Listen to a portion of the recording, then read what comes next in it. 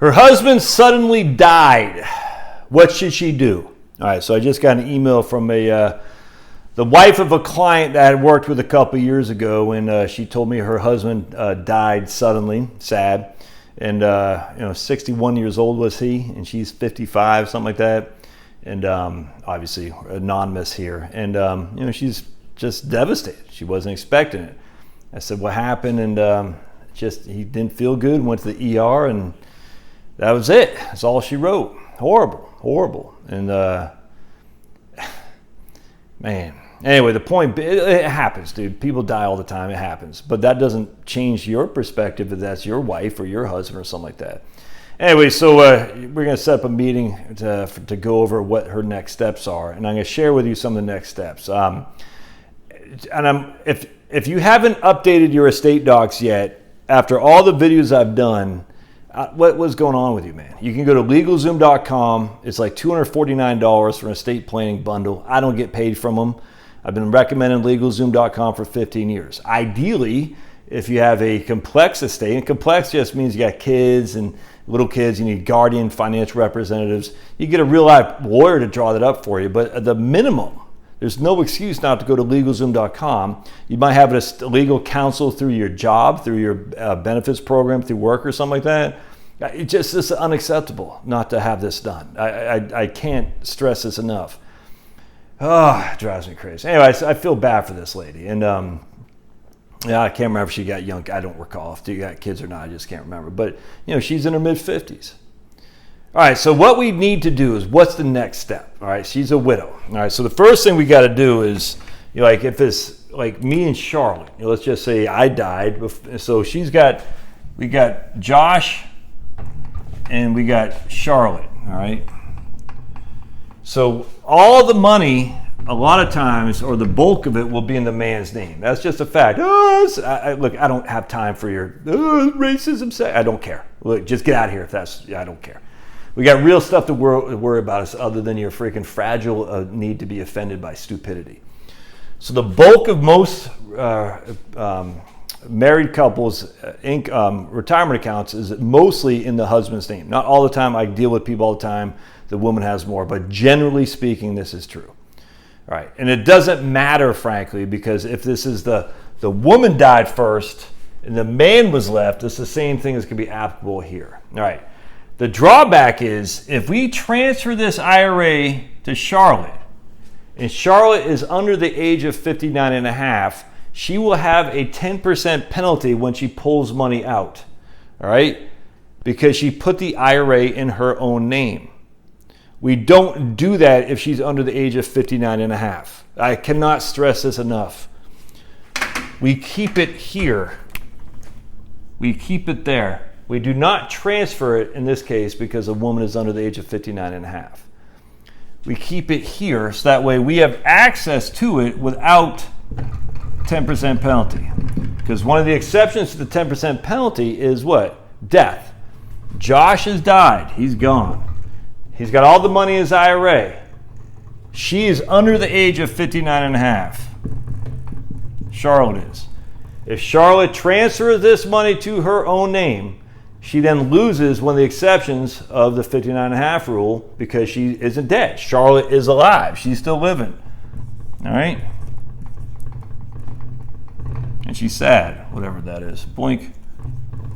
So we do not want to transfer my IRA to her because she has access to my IRA without the 10% penalty as long as it stays in my name. Can't stress this enough. So another thing too is, well, she's the beneficiary, is she not? Have you actually looked at your beneficiary designations? Are they up to snuff? Are they up to date? What if you named a trust as a beneficiary? How does that work? Did you know? Actually, I don't know. I don't know how it works if you name a trust as a beneficiary. Let's say I name a trust. I was just talking to these people yesterday. I said, man, look, I can't tell you legal consequence, but I said, you need to talk to your attorney to see if you should name your trust as your beneficiary. I don't like that, but I'm not an attorney, so I can't tell you what to do. But man, I'd have serious doubts on that. So what if this is named to a trust as a beneficiary? Does a death still applicable? I don't know the answer to that. It might be yes. I don't know. It's because, frankly, it's no longer in Josh's name. The trust owns the IRA at this stage. All right. So how does that work when it comes to Charlotte's need to get money from it because she's under the age of 59 and a half? I have no clue. I'm sure we can find out quickly. That'd be something you'd want to do. But do you have any idea? You named your trust as your beneficiary. So on top of that, the trust, the beneficiaries are going to be what? Charlotte and maybe the kids too. And the kids don't have to be minors here. They can be adults. How does that shake out in terms of beneficiaries on income? Is it 25% to each beneficiary? Is it based on their life expectancy in terms of the 10 years and all this? I mean, there's all kinds of, because remember, IRAs for non-spouse beneficiaries need to be dumped within 10 years. So the trust is a non-spouse beneficiary. Now the spouse could be a beneficiary of the trust, but what if there's other beneficiaries on the trust? I got 4 kids. What if it's Charlotte's a beneficiary and the other 4 kids are beneficiaries as well? Does the IRA then have to be exhausted within 10 years? I don't know the answer to these questions, but these are questions to think about because you're sitting there thinking, it sounds good in theory, but again, if it's a non-spouse beneficiary, now Charlotte is a spousal beneficiary of me. Is she a spousal beneficiary of a trust? I don't know. What if she's a spousal beneficiary at 20% and my other kids are non-spousal beneficiaries at 20% each? Does that mean 80% of the trust has to be exhausted and the 20% goes to Charlotte? Is that enough for Charlotte to live on? You see, there's lots of issues here on beneficiary designations. Now, in this case, I died, so we don't need to worry about incapacity, but what if I had a stroke instead?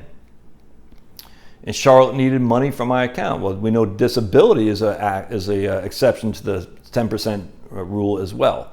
So now I'm over the age of 59 and a half, but no, let's say I'm under the age of 59 and a half and I have a stroke and I don't know who I am. All right, that would be a disability, which would be exempt from the 10% penalty for sure.